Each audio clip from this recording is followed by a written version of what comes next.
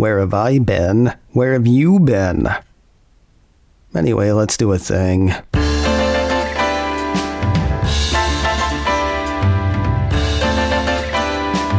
This is Mac OS Ken. A zippy trip through Apple's third quarter earnings call. It is Tuesday, the 8th of August, 2023. I sound like crap, and this is news from Mac OS Ken, brought to you by yours truly and sponsored by BetterHelp. Online therapy. Get 10% off your first month at betterhelp.com/MacOSKen. This show is also supported by people like you, patrons through Patreon. Find out more and add your support at patreon.com/MacOSKen. I'm a few days late on this, but, you know, I don't know how to go from where we are without a look at last week's call, so let's say we take a look at last week's call. Last Thursday, the 3rd of August, Apple posted numbers for the third quarter of its fiscal year 2023. The company posted quarterly revenue of $81.8 billion, down 1% year over year. That was on quarterly earnings per diluted share of $1.26, up 5% year over year.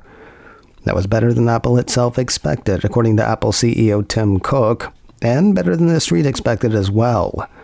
The company set June quarter revenue records in Europe and Greater China, according to Apple CFO Luca Maestri, with continued strong performance across emerging markets driven by iPhone.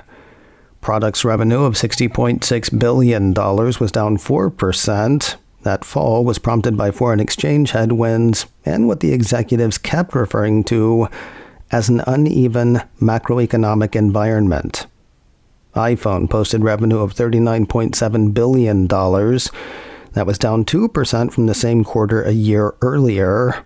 The June quarter was yet another record quarter for iPhone switchers. That's people moving from other platforms to iPhone. That led to the largest installed base for iPhone so far. The company set an all-time iPhone revenue record in India, along with June quarter records in Latin America, the Middle East and Africa, Indonesia, the Philippines, Italy, the Netherlands, and the UK.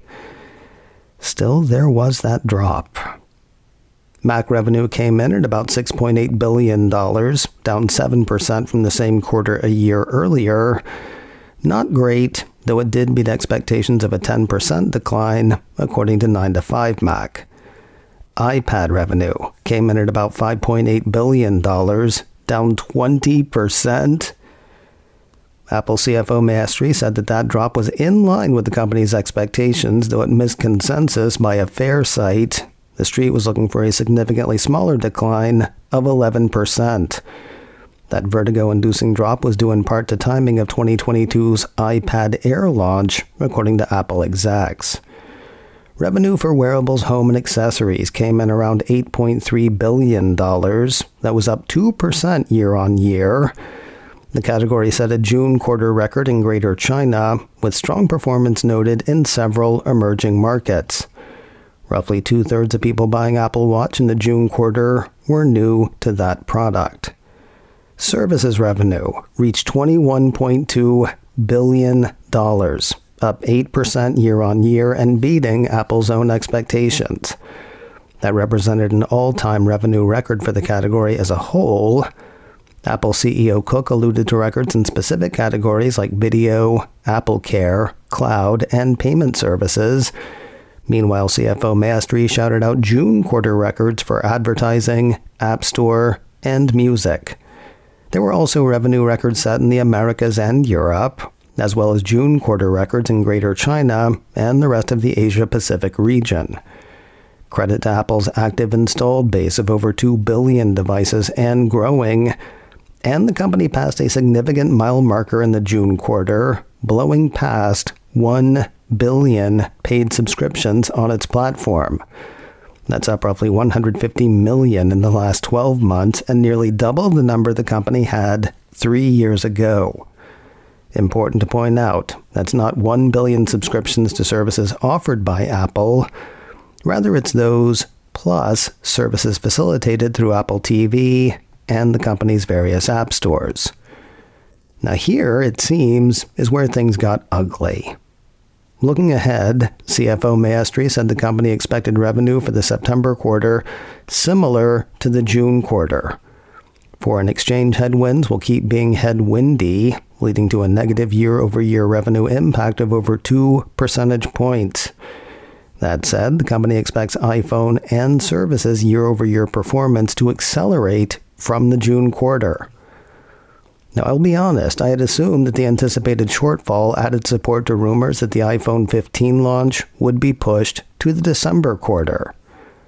If they're expecting iPhone to kick it up a notch this quarter versus last, that sounds like at least some new iPhones will hit this quarter, though a staggered release, like the iPhone 12 and iPhone 14, I think, is still a possibility.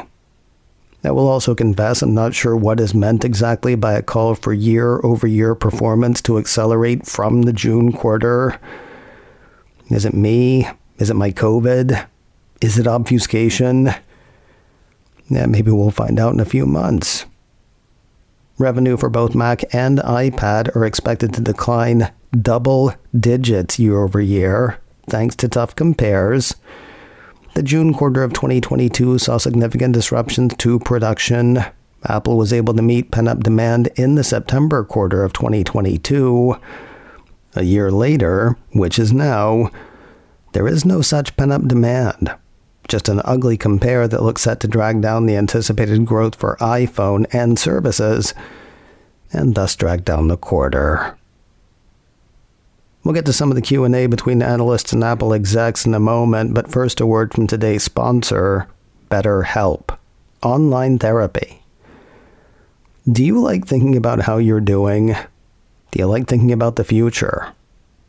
A lot of us don't like to think about those things because the answers are no. If you'd maybe like to change where you stand with such things, maybe chart a better course ahead, consider BetterHelp. You know I love their online thing. Finding a therapist happens online. Talking with your therapist happens online. They've got folks who specialize in specific issues, and if you and your therapist end up not gelling, you can change therapists anytime at no additional cost. Want to not be afraid or bothered by thinking about what's ahead? Let therapy be your map with BetterHelp. Visit betterhelp.com/macOSKen today to get 10% off your first month. That's BetterHelp, HELP.com/macOSKen. BetterHelp.com/macOSKen. Now let's go back to the phones, where we find Apple CEO Tim Cook, Apple CFO Luca Maestri, and a cavalcade of financial types quizzing the two on the days ahead. Morgan Stanley analyst Eric Woodring asked the execs to talk about how the consumer is behaving today versus 90 days ago.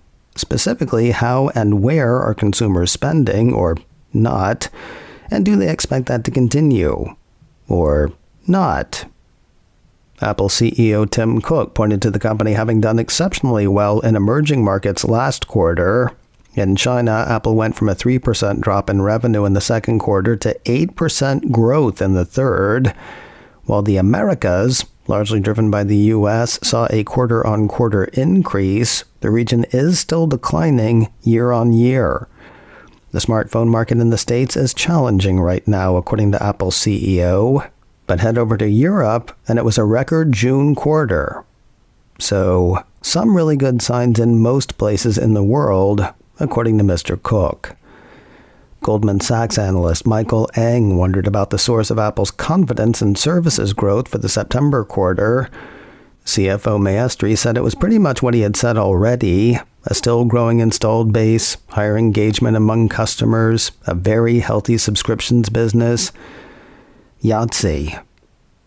Evercore analyst Amit Daryanani wanted to know, Europe, what's up with that? 5% growth, nothing to sneeze at. What more can you add? Indications from CFO Maestri were that a lot of growth came from the emerging markets in Europe. That includes Central and Eastern Europe, which makes sense. It also includes India and the Middle East, which is a thing they're doing anyway. Piper Sandler analyst Harsh Kumar asked whether carrier promotions around iPhone will continue in full effect in the U.S. in the December quarter. Apple CEO Tim Cook indicated that he didn't want to answer, and yes. Wells Fargo analyst Aaron Rakers wondered what sports deals like the ones with Major League Baseball and Major League Soccer have meant for Apple services growth and how sports might be thought of strategically going forward.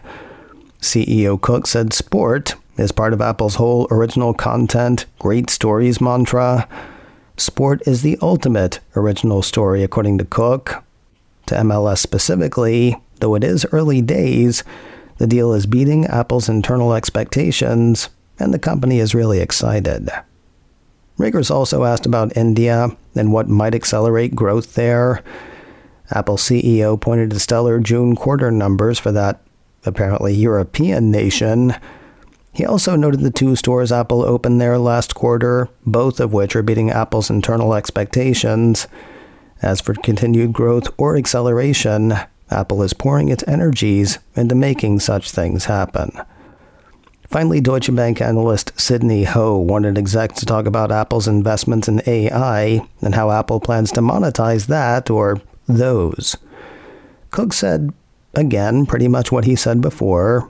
Artificial intelligence and machine learning are baked into everything Apple makes and does. Things like personal voice and live voicemail, announced at WWDC, are AI and machine learning. Fall detection and crash detection are AI and machine learning. And sure, Apple is and has been looking at generative AI for years. They're going to keep investing and innovating and responsibly advancing their products with these technologies with the goal of enriching people's lives. I, for one, look forward to kissing our robot overlords full on the lips once I'm rid of this cursed virus. That was nothing like everything discussed on the call. Lots of ways to learn more if you wanna. If you missed the call and want to hear it yourself, the replay is up on Apple's investor site. That'll be there for about another week and a half. It is also available as a podcast, which should also be available for about another week and a half. Download it, though, and it's yours forever. Reaction's been ugly, by the way. Remember when Apple was a $3 trillion company? Not since last Friday. Shares closed at about $191 on Thursday. They opened Friday at $185.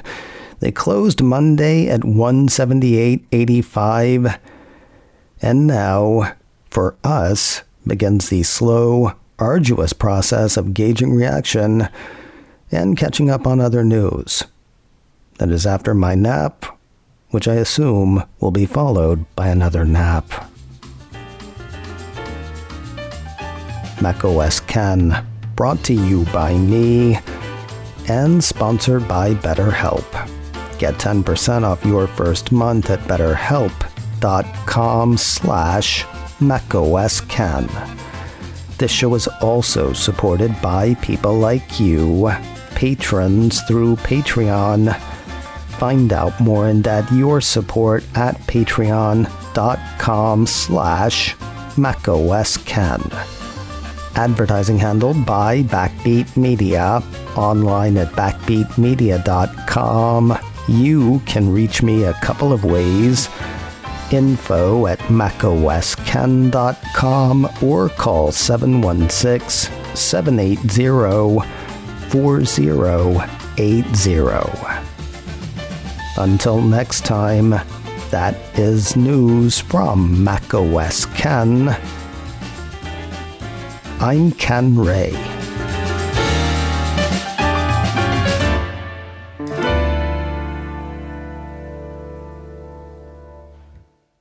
Ciao.